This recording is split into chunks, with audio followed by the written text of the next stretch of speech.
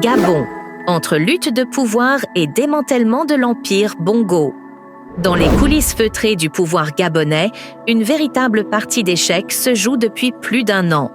L'enjeu principal, le sort de la famille Bongo, jadis au sommet, aujourd'hui acculée et fragilisée par un nouveau régime. Le journal Jeune Afrique, dans son édition du 4 octobre 2024, révèle des tractations intenses entre le régime du général Oligui Nguema et les héritiers déchus de l'ancien système.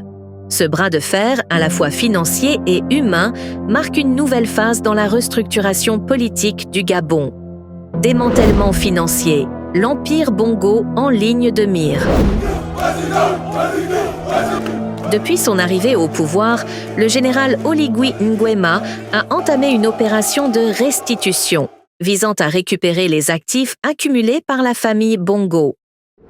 À l'heure actuelle où nous parlons, il y a 7,2 milliards qui ont été déjà saisis. Nous allons ouvrir un compte séquestre. Et sur ce compte, on va regarder ce qu'il faut faire. On n'est pas venu ici pour gagner quoi que ce soit. On est venu pour essayer de redresser au maximum ce qu'on peut faire pour les Gabonais. Selon Jeune Afrique, l'État gabonais aurait notamment exigé la restitution d'un jet privé utilisé par la famille. Un Boeing 337P 4BBJ, stationné en Suisse. Si les accords formels n'ont pas été signés, les actes de transfert de l'avion auraient été conclus en août dernier. Cette concession arrachée ne représenterait que la pointe de l'iceberg. En effet, le nouveau pouvoir aurait également jeté son dévolu sur les parts familiales détenues dans ForAfrique Energy, une entreprise pétrolière aux contours flous, enregistrée dans les Bahamas, un paradis fiscal notoire.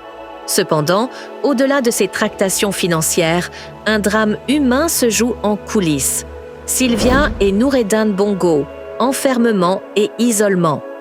Alors que beaucoup imaginent Sylvia Bongo Ondimba et son fils Noureddin dans la prison centrale de Libreville, des révélations troublantes viennent contredire cette perception. Selon Jeune Afrique, ils seraient en réalité détenus dans les sous-sols du palais du bord de mer, l'ancienne résidence présidentielle. Coupés du monde extérieur, privés de tout contact et sans accès à leurs avocats, ils vivraient dans un isolement total. Madame Sylvia Bongo et Noureddin Bongo n'ont jamais reçu une seule visite de leurs avocats. Jamais, et je dis bien jamais, sous le règne d'Ali Bongo Ondimba, un détenu a été privé de voir son avocat. Jamais, sous le règne d'Ali Bongo, un détenu a été privé de voir son médecin. Jamais, sous le règne d'Ali Bongo, un détenu a été privé de manger ce qu'il voulait. Cette situation, digne d'un roman d'espionnage, symbolise la fracture entre l'ancien régime et les nouvelles autorités. La riposte juridique, un conflit internationalisé. Face à cette pression croissante, la riposte de la famille Bongo s'organise sur le plan international. Une plainte pour arrestation arbitraire et séquestration a été déposée à Paris, dans le but de faire pression sur le régime Nguema. Récemment, les avocats de la famille ont tenté d'exploiter la présence du général Oligui Nguema à Paris, lors du sommet de l'Organisation internationale de la francophonie, OIF, pour amplifier l'affaire. Dans une lettre adressée à Louise Mushikiwabo, secrétaire générale de l'OIF, le cabinet juridique Zimmerey et Finel a fait savoir que des membres de la délégation gabonaise étaient directement concernés par cette plainte. Cette stratégie vise à attirer l'attention de la communauté internationale sur les actions du nouveau régime gabonais, tout en cherchant à ternir son image sur la scène diplomatique. Entre diplomatie et tension, l'avenir du Gabon. Dans ce climat de haute tension, Ali Bongo Ondimba, ancien président autorisé à quitter le pays en 2023, semble lui aussi pris dans ce tourbillon politique.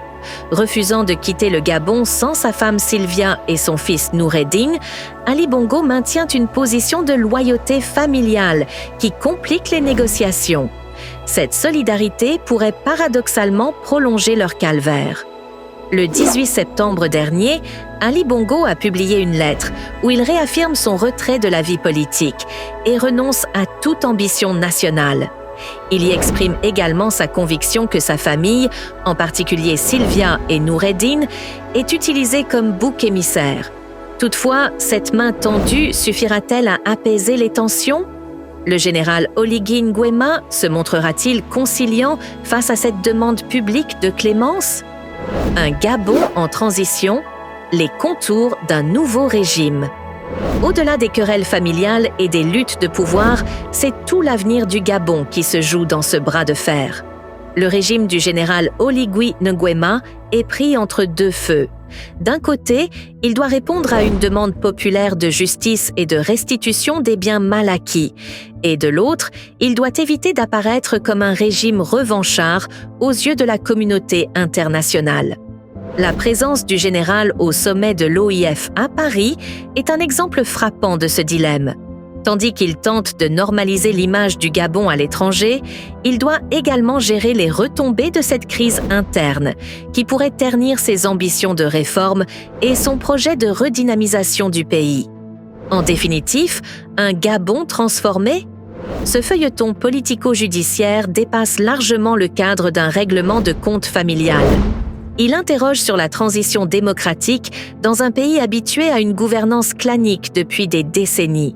L'issue de ces négociations pourrait redéfinir non seulement le destin de la famille Bongo, mais également les contours du Gabon de demain. Ce qui est certain, c'est que le Gabon post-Bongo ne ressemblera plus à celui d'hier.